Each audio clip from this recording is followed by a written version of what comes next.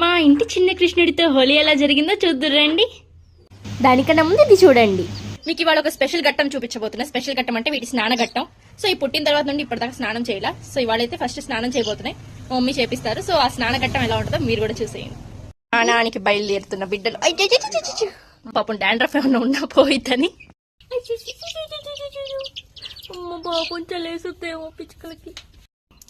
Shampoo రుద్దుకోవాలి, Lala పోసుకోవాలి, తెల్లకైపోవాలి, ఇంట్లో తిరుగుతుండాలి. పాపం అసలు ఏంటో నువ్వు, ఎవరు నువ్వు?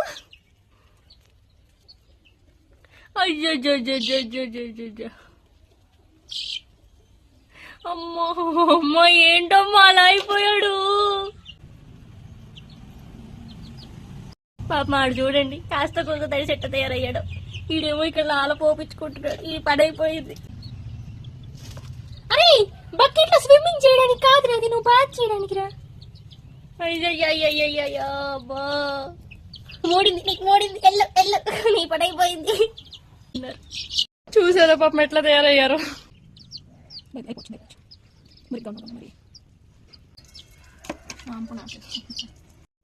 అయ్యయ్యయ్య, కంట్లో పడింది. పాపం చూసారా ఎట్లా తయారయ్యాడు. హాట్ వాటర్ అండి ఇవి, లైట్ గా. మా బుల్లి బుజ్జి పిల్ల పిచ్చుకల స్నానం అయిపోయింది. పాపం వణుకుతున్నాయి కొంచెం.